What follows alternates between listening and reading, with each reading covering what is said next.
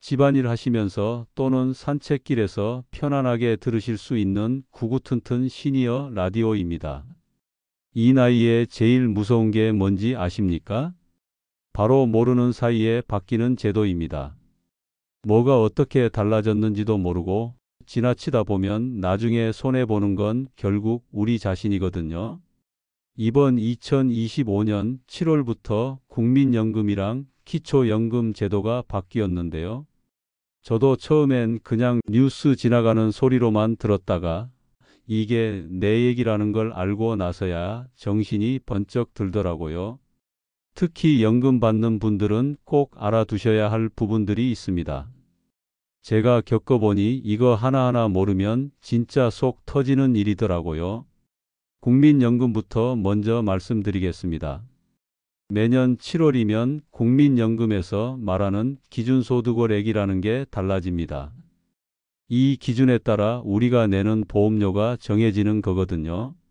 예전엔 상한이 617만 원이었는데 이번 7월부턴 637만 원으로 올라갑니다.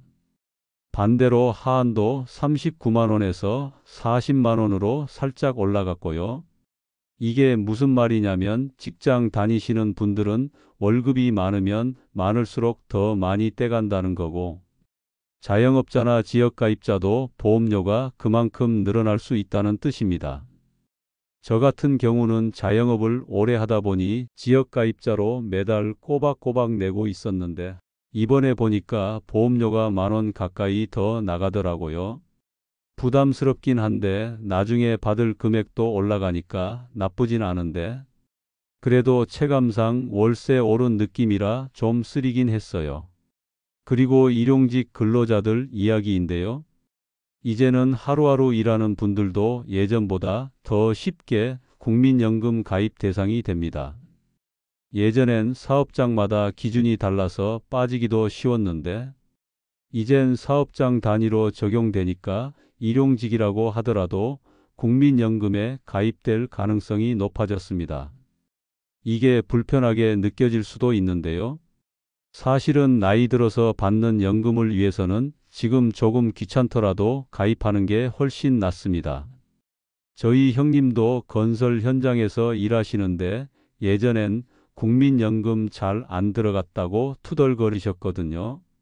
그런데 이젠 자동으로 가입돼서 어쩔 수 없이 낸다 하시더라고요. 근데 오히려 마음이 편하다네요. 나중에 뭐라도 나올 테니까요. 기초연금은요. 단독 가구 최대 금액이 기존 33만 원대에서 34만 원대로 살짝 인상됐습니다. 부부 가구는 54만 원 조금 넘는 수준이고요. 기초연금이 크게 오른 건 아니지만 요즘 물가 생각하면 이거라도 오르는 게 다행이죠. 문제는 이 기초연금을 받기 위한 소득 기준이 조금씩 바뀌고 있다는 겁니다. 올해부터는 단독 가구는 228만 원 이하, 부부 가구는 364만 원 이하로 소득 인정액이 늘었어요. 이건 좋은 소식입니다. 그만큼 더 많은 분들이 기초연금을 받을 수 있게 된 거니까요. 여기서 중요한 거 하나, 국민연금을 많이 받으면 기초연금이 깎인다는 얘기 들어보셨죠? 저도 처음엔 이게 무슨 말인가 했는데요. 실제로 국민연금 수령액이 일정 수준을 넘으면 기초연금에서 감액이 됩니다. 대략 기초연금 기준액의 1.5배 정도 되는 국민연금을 받으면 그때부터 깎이는 거죠. 예를 들어서 내가 국민연금으로 50만 원 넘게 받는다. 그러면 기초연금에서 몇만 원씩 빠져요. 가입 기간이 길수록 감액 폭이 커지고요. 이걸 모르고 있다가 연금 줄었다고 놀라는 분들 꽤 많습니다. 저희 옆집 아저씨도 그랬어요. 왜 갑자기 연금이 줄었냐고 난리셨는데 알고 보니 국민연금 수령액이 기준을 넘어서 기초연금이 감액됐던 거죠. 이 부분은 국민연금 가입 기간이 11년 이하일 땐 감액이 없고 12년부터는 매년 10,000원씩 정도 감액이 되는 시기입니다. 그럼 국민연금을 많이 내면 손해 아니냐고 하시는 분들 계신데요. 물론 그런 생각 들 수 있어요. 하지만 국민연금은 본인이 낸 만큼 더 많이 받는 구조니까 전체적으로 보면 손해는 아닙니다. 다만 기초연금은 말 그대로 기본적인 생활을 위한 연금이라 전체 소득을 기준으로 조정이 되는 거고요. 그래서 국민연금 많이 받으면 그만큼 기초연금은 조절된다는 점 꼭 기억하셔야 합니다. 다음 이야기로 넘어가겠습니다. 일하면서 연금 받는 문제. 이거 정말 궁금하신 분 많으실 겁니다. 특히 저처럼 아직 일을 놓기 아쉬운 분들한텐 더 그렇죠. 저도 지금도 소일거리처럼 일주일에 한두 번 나가서 일하고 있거든요. 근데 이럴 때 연금이 깎이는 건 아닐까 걱정되잖아요. 국민연금이랑 기초연금은 이 부분에서 조금 다르게 적용됩니다. 국민연금은요, 수령 시작하고 나서도 근로소득이 일정 기준 이상이면 최대 5년 동안 일부 감액이 됩니다. 기준은 최근 3년간 국민연금 가입자 평균 소득인데요. 이걸 넘는 소득이 있으면 초과 금액의 5% 정도가 감액돼요. 근데 감액된다고 해도 엄청 큰 금액은 아니고요. 예를 들어서 월급 400만 원 받는 분이 있다면 한 2만 원에서 3만 원 정도 빠지는 수준이라고 보시면 됩니다. 조기 연금 받는 분은 조금 더 엄격해요. 소득이 기준을 넘으면 아예 연금이 중단되기도 하니까 그건 꼭 확인하셔야 합니다. 저희 동네에 정년 전에 국민연금 받기 시작하신 분이 계셨는데 재취업하고 나서 그걸 모르고 있다가 몇 달간 연금이 끊겼다는 거예요. 결국 다시 재개되긴 했지만 그동안은 손해죠. 그래서 연금 받으면서 일하실 분들은 꼭 국민연금공단에 확인해 보시고 상황에 따라 감액 여부를 체크하셔야 합니다. 반면에 기초연금은요, 일한다고 해서 무조건 감액되진 않습니다. 기본적으로는 근로소득에서 공제 항목이 많거든요. 예를 들어 월급이 200만 원이라고 해도 기본 공제로 108만 원 빼고 나머지 금액의 30%만 소득인 정액으로 반영됩니다. 그러니까 실제로는 소득이 많이 반영되지 않아서 기초연금 수급에는 큰 영향을 주지 않아요. 특히 일용직이나 공공일자리 같은 경우는 아예 소득인 정액에서 제외되는 경우도 있어서 부담 없이 일하실 수 있습니다. 저도 최근에 아파트 경비직 제안 받았었는데 기초연금 줄어드는 거 걱정돼서 망설였거든요. 그런데 자세히 알아보니까 감액 안 되고 그대로 받을 수 있다고 하더라고요. 그런 거 하나하나 미리 알고 있으면 마음 편하게 일도 하고 연금도 받을 수 있는 거죠. 이렇게 연금 제도는요, 겉으로 보기엔 복잡해 보이지만 알고 보면 구조는 꽤 단순합니다. 중요한 건 내 상황에 맞는 정보를 잘 알고 있어야 한다는 거고요. 괜히 소문이나 인터넷 떠도는 이야기만 듣고 겁먹기보다는 공단에 전화 한 통 해보시고 본인 상황에 맞는 정확한 설명을 듣는 게 훨씬 현명합니다. 저도 그렇게 해서 요즘은 속 편하게 지내고 있어요. 이어서 또 중요한 변화 하나 알려드릴게요. 이 나이에 치아 하나 빠지면 마음이 쓸쓸해지는 건 기분 탓이 아닙니다. 밥 먹는 재미가 없어지고 말도 조심하게 되고 괜히 한 살 더 먹은 느낌이 들더라고요. 그래서 그런지 요즘은 임플란트 이야기만 나오면 다들 귀를 쫑긋 세우시죠. 예전엔 임플란트 한두 개만 해도 대단한 거였는데 이제는 건강보험 덕분에 그래도 좀 부담이 덜해졌어요. 지금은 65세 이상이면 평생 2개까지 임플란트를 보험 적용받을 수 있잖아요. 그런데 이게 이제는 4개까지 늘어날 거라는 이야기가 있습니다. 저도 처음엔 그냥 정치인들 공약 정도로만 들었는데 실제로 대한치과의사협회에서도 정식으로 건의했고 정부도 긍정적으로 검토 중이라는 소식을 들었습니다. 아직 확정된 건 아니지만 머지않아 4개까지 확대될 가능성이 있다는 거죠. 치아가 4개 빠졌다고 해도 지금은 2개까지만 보험이 되니까 나머지는 본인이 전액 부담해야 하잖아요. 임플란트 하나에 보통 100만 원 넘게 들어가니까 이게 쉬운 일이 아닙니다. 제 친구 중에도 위아래 임플란트가 총 4개인 사람이 있는데요. 그중 2개는 보험 적용받고 나머지 2개는 카드 할부로 했다고 하더라고요. 그런데 그 친구 말이 나중에 진짜 4개까지 보험된다면 얼마나 좋겠냐고 하더라고요. 한쪽이라도 안 아프게 씹을 수 있으면 이 나이에 얼마나 큰 복이냐는 말에 절로 고개가 끄덕여졌습니다. 그리고 이 임플란트 보험 적용 연령도 앞으로는 65세가 아니라 60세까지 낮추는 방안도 함께 논의되고 있다고 해요. 물론 이것도 아직 확정은 아니지만 고령 인구가 많아지고 치아 건강이 삶의 질에 얼마나 중요한지 다들 알게 되면서 이런 방향으로 제도가 움직이는 건 참 반가운 소식이죠.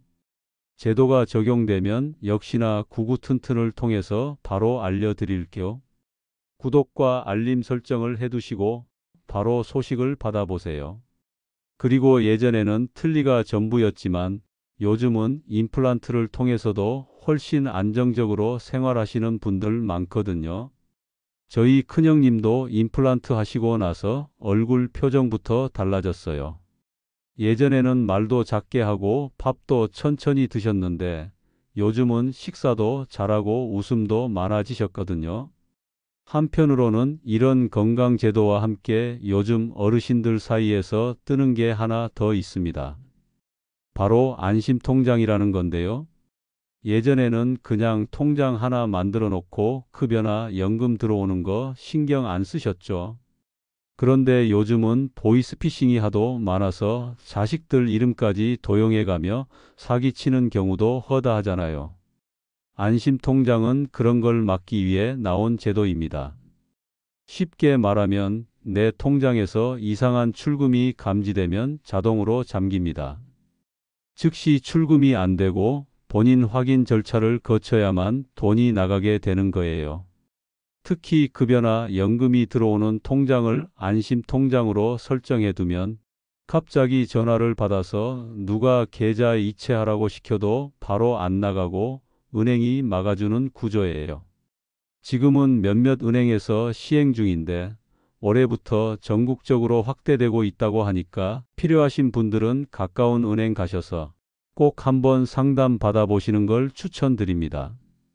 그리고 안심통장에 대해 하나 더 말씀드리자면 이 계좌로 연금을 받게 되면 법적으로 압류가 안 됩니다. 자녀의 빚이 있든 어떤 사정이 있든 관계없이 매달 들어오는 연금 중 185만 원까지는 보호받을 수 있는 구조예요. 제 지인 중에 자식이 사업하다가 실패해서 법원에서 압류 들어왔는데 그분 연금이 일반 계좌로 들어오던 거라 통째로 막혀버린 적이 있었어요. 나중에 알게 된 게 바로 이 안심통장이었는데 그때 알았더라면 그 고생 안 해도 됐다고 하시더라고요. 저도 듣고 나서 바로 바꿨어요. 연금만큼은 누구에게도 빼앗기지 않게 지켜야 하니까요.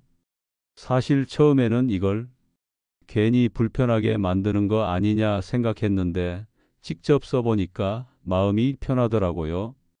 특히 자식들한테 자꾸 사기 전화 온다는 얘기 듣고 나니까 이건 내 돈을 지키는 일이라는 생각이 들었어요. 이 안심통장은 1인 1계좌로 운영되는 게 원칙입니다. 그러니까 모든 계좌를 다 묶는 건 아니고요. 가장 중요한 통장 하나만 지정해서 보호받는 겁니다. 해지나 자동이체 변경도 그냥은 안 되기 때문에 처음 설정할 때만 조금 번거로울 뿐이지 설정만 해놓으면 따로 신경 쓸 일도 없습니다.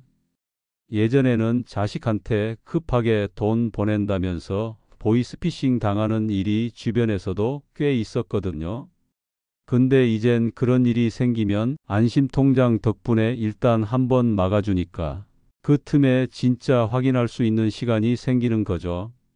그런데 이런 제도들이 아무리 좋아도 내가 모르고 지나치면 소용이 없습니다. 저도 처음엔 제도 생겼다고만 듣고 지나쳤는데 막상 주변에서 피해를 당한 분들 이야기를 들으니까 이건 꼭 알아야겠다 싶더라고요. 특히 나이 들수록 무언가를 미리 준비한다는 게 참 어렵잖아요. 하지만 이런 정보 하나가 나중에 내 삶의 질을 좌우하더라고요. 예를 들어 임플란트 4개가 보험된다는 걸 미리 알면 지금 당장 치료를 미루는 것도 하나의 선택이 될 수 있고요. 안심통장도 지금 하나 만들어두면 혹시 모를 위험을 미리 막을 수 있는 겁니다. 이제는 누가 챙겨주길 기다리기보다 스스로 챙겨야 할 때입니다. 특히 우리 세대는 어렵게 살면서도 자식 키우고 가족 챙기느라 정작 자기 자신은 잘 안 챙기잖아요. 이제는 내 몸, 내 건강, 내 돈은 내가 지켜야 합니다. 그런 의미에서 연금이나 의료제도, 금융보호제도까지 하나하나 알아두는 게 나를 위한 최고의 보험이라고 생각합니다. 이어서 해드릴 이야기는요. 지금까지 정리한 내용들을 바탕으로 앞으로 어떤 부분을 더 주의해야 할지, 또 내 상황에서는 어떤 선택이 더 현명할지 함께 정리해 보겠습니다. 이제 제도가 바뀐 건 알겠는데 이런 변화들 속에서 우리가 정말 신경 써야 할 게 뭔지 고민이 많아집니다. 그냥 흘려듣고 지나치기엔 내 삶에 직접적인 영향을 주는 것들이니까요. 특히 연금 제도처럼 오래 쌓아온 것이 나중에 어떻게 돌아오는지를 보면 결국 내가 지금 무엇을 알고 준비하느냐에 따라 노후가 달라지더라고요. 저도 예전엔 연금이란 건 그냥 은퇴하고 나면 자동으로 나오는 줄 알았어요. 그런데 알고 보면 내가 얼마나 어떻게 냈는지, 그리고 지금 어떤 소득이 있는지에 따라 금액이 달라지고 심지어 감액도 될 수 있더라고요. 이번에 기준소득 월액이 바뀌면서 보험료가 오르는 것도 그렇고 국민연금을 많이 받는다고 무조건 좋은 것만은 아니라는 걸 새삼 느꼈습니다. 기초연금까지 영향을 줄 수 있으니까요. 그런데 이걸 좀 더 쉽게 설명하면 이렇게 생각하시면 돼요. 국민연금은 내가 낸 만큼 돌려받는 제도예요. 그러니까 오래 낼수록 많이 낼수록 나중에 받을 때 유리하죠. 하지만 기초연금은 말 그대로 기본적인 생활을 보장하기 위한 복지성 연금이기 때문에 소득이 많으면 그만큼 줄이는 방식이에요. 두 제도가 서로 연계되어 있어서 국민연금을 많이 받으면 기초연금이 감액되는 구조입니다. 그럼 사람들이 이런 생각을 하죠. 그럼 괜히 국민연금 열심히 냈네. 안 내는 게 더 이득이었네. 저도 그렇게 생각했는데요. 사실은 그렇지 않더라고요.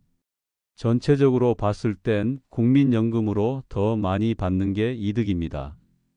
다만 기초연금에서 조금 덜 받는 거지 손해를 보는 건 아니라는 걸 꼭 말씀드리고 싶어요.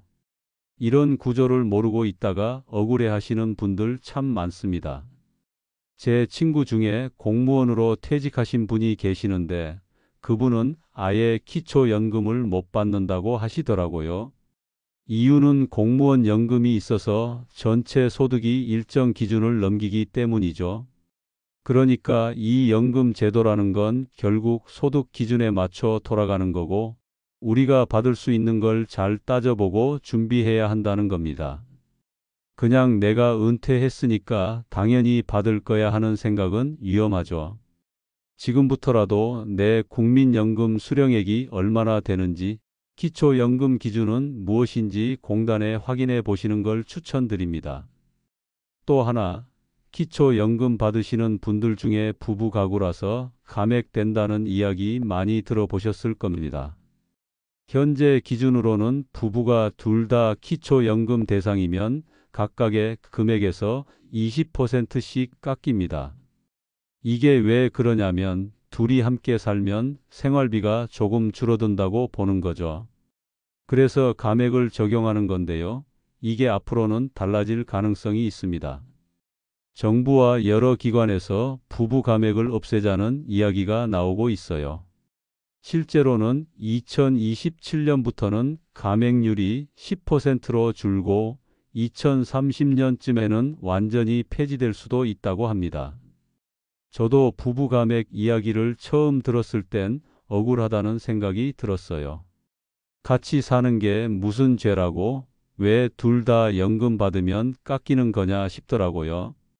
그런데 그 이유를 알고 나니까 조금은 이해가 되더라고요. 그래도 제도는 점점 개선되고 있으니까 희망은 있습니다. 사실 이런 연금 제도뿐 아니라 건강보험이나 금융제도도 계속 바뀌고 있어요. 임플란트도 그렇고요. 예전에는 전혀 기대하지 않았던 것들이 하나둘씩 변화하고 있습니다. 제가 느낀 건 이거예요. 정부가 제도를 바꾸는 이유는 결국 사람들 삶이 달라지고 있기 때문이라는 거죠. 고령 인구는 늘어나고 있고 그만큼 복지 수요도 커지고 있으니 정부 입장에서도 변화가 필요할 수밖에 없어요. 문제는 우리가 이런 변화에 얼마나 빨리 정확히 대응하느냐입니다. 괜히 혼자서 몰랐다, 속았다 하지 마시고 제도 안내되는 거 잘 챙겨보시고 궁금한 거 있으면 국민연금공단이나 복지센터에 문의하시는 게 제일 좋습니다. 그리고 요즘은 모바일 앱이나 온라인 서비스도 잘 되어 있어서 집에서도 얼마든지 확인할 수 있어요. 저도 처음엔 그런 거 못 믿겠다 했는데 자식들이 해보라 그래서 한번 해봤더니 의외로 간편하고 좋더라고요. 공인인증서도 예전처럼 복잡하지 않고 지문이나 간단한 인증으로 되는 경우가 많습니다.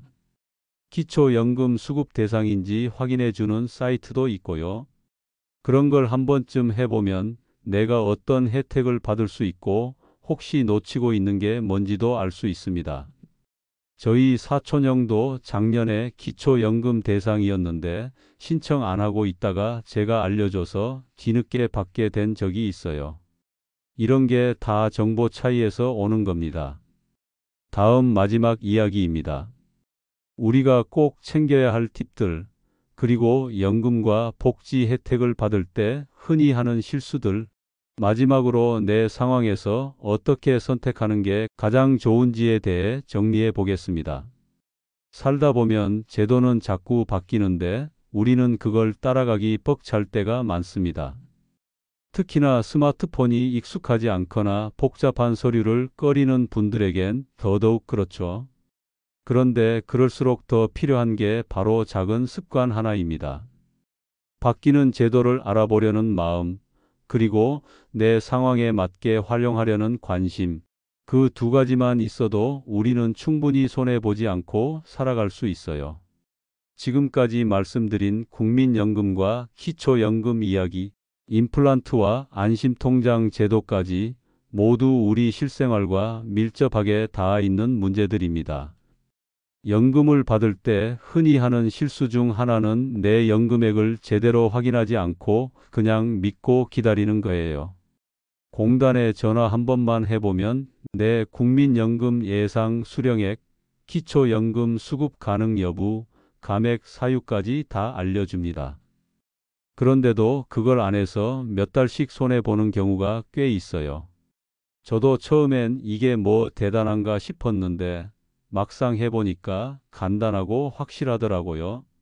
그리고 공단 직원들도 생각보다 친절하고 상세히 설명해줘서 괜히 혼자 고민했던 게 아깝게 느껴졌습니다. 또 하나 많이 놓치는 게 내가 일하고 있다는 사실을 연금공단에 알리지 않는 경우입니다. 일용직이든 단기 근로든 상관없이 일정 소득 이상이면 국민연금 수령액이 조정될 수 있으니까 반드시 신고를 해야 합니다. 그냥 모르고 있다가는 나중에 감액되거나 지급 중단되는 경우도 생기거든요. 그리고 기초연금은 말씀드렸듯이 공제가 많아서 감액이 잘 안 되지만 그래도 근로소득이 계속 생긴다면 매년 새롭게 소득인정액을 계산해야 하니까 이 점도 주기적으로 확인해 보시는 게 좋습니다. 임플란트 지원 확대나 부부 감액 폐지 같은 제도들도 아직 확정은 아니지만 방향이 긍정적이라서 기대할 만합니다. 다만 이럴수록 더 중요한 건 내가 어디까지 해당되는지 잘 따져보는 거예요. 예를 들어 임플란트 보험은 65세 이상만 적용되는데 이게 60세로 낮아지면 몇 년만 기다렸다가 하는 게 훨씬 유리하겠죠. 하지만 당장 치아 상태가 너무 나쁘면 기다리기 어려우니까 이런 경우엔 치과와 상담해서 지금 하는 게 나은지 조금 더 미루는 게 나은지 현명하게 판단해야 합니다. 정보만 있으면 선택지가 생기고 선택지가 있으면 삶이 달라집니다. 안심통장도 마찬가지입니다.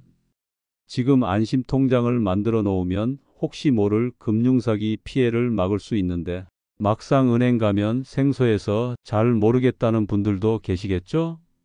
은행 창구에서 안심통장 만들고 싶다고만 말하면 직원이 다 안내해 줍니다. 설정도 어렵지 않고 해지나 변경은 본인 확인을 철저히 거치니까 안전한 구조예요. 요즘은 가족을 사칭하는 보이스피싱이 너무 많아서 조심해야 합니다. 주변에선 딸 이름으로 문자나 전화가 와서 돈 보내줬다는 얘기도 들었고요. 이런 피해를 예방하려면 내 통장을 지키는 장치를 미리 해두는 게 최선입니다. 그리고 제일 중요한 건 이런 제도들을 혼자만 알고 계시지 말고 주변 분들께 꼭 알려드리는 겁니다. 주변의 피해는 나에게도 올 수 있어요. 그리고 작은 정보는 나누면 더 큰 도움이 됩니다. 저도 아파트 경비실에서 아는 어르신들께 기초연금 바뀐 이야기, 안심통장 만든 얘기 자주 꺼내요. 어떤 분은 그거 듣고 자식한테 도움 요청해서 직접 은행 가서 만들기도 했고요. 그분이 그러시더라고요. 이제는 누가 지켜주는 시대가 아니라 내가 스스로 지켜야 하는 시대라고. 참 맞는 말이에요. 세상이 점점 각박해질수록 우리는 더 서로 도우며 살아야 한다는 걸 절실히 느낍니다. 지금까지 말씀드린 이야기들 중에서 떠오르는 얼굴이 있다면 그분께 이 영상을 한번 건네보세요. 큰 도움이 될 수도 있습니다. 그리고 번거로우시더라도 좋아요와 구독 버튼도 한 번씩 눌러주세요. 제가 다음 영상을 만드는데 큰 힘이 됩니다. 구구튼튼 여러분, 오늘도 건강한 하루 되시고 바람 부는 날엔 마음까지 흔들리지 마시고 햇살 따뜻한 날엔 그 햇살처럼 환하게 웃으시길 바랍니다. 고맙습니다.